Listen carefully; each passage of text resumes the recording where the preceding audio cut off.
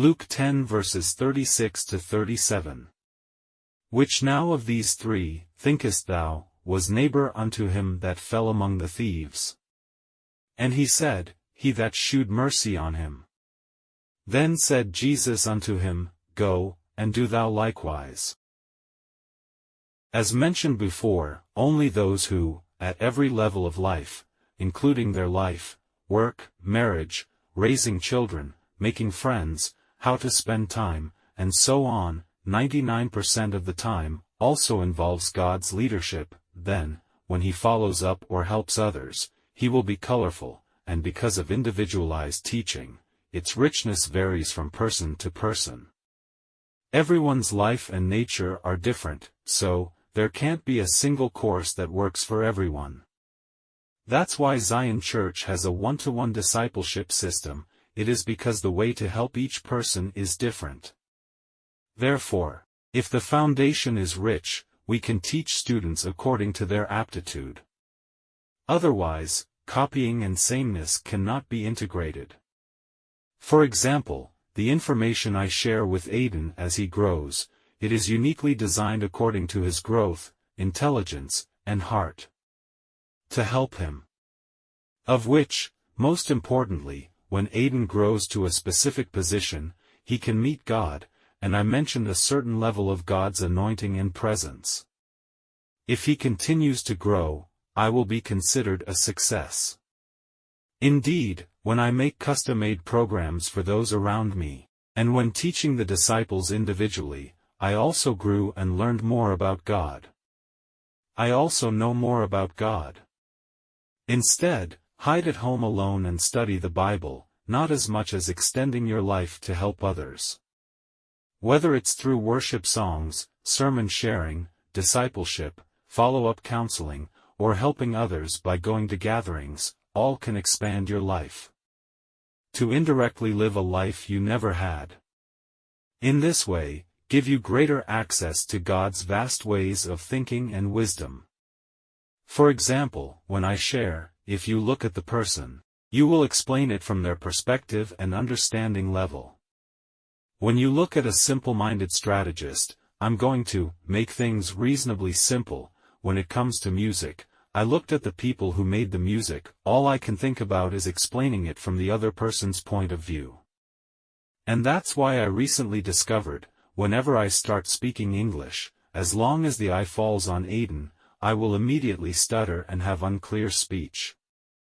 But when I look at Simeon strategist, instantly fluent and confident again.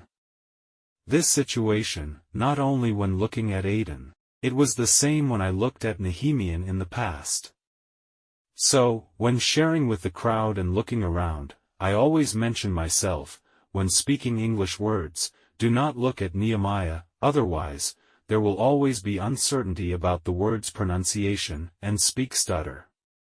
On the other hand, when you approach someone who is not good at English, always able to show talent easily, to be able to speak English fluently, words such as perspective also come out of the mouth, and feel good about yourself.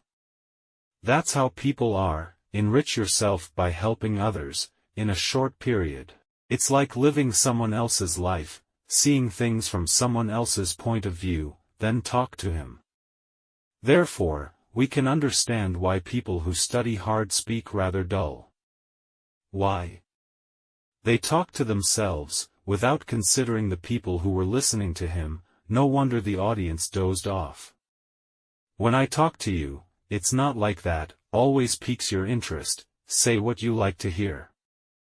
Because my eyes are looking at you, I will stand on your point of view to communicate with you.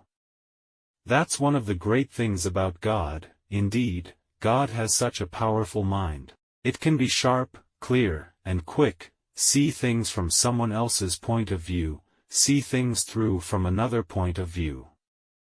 As you often see, many times, when someone in charge asks me for a solution to a problem, I also taught them to look at events from another perspective.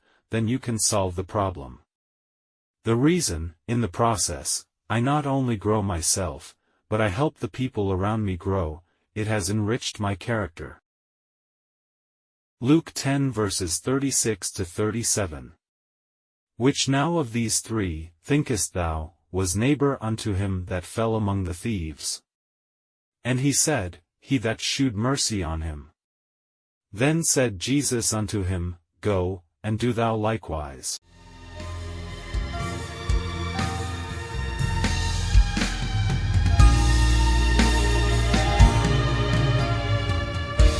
I've always wondered how far I can go. My limitations make me feel so weak and slow.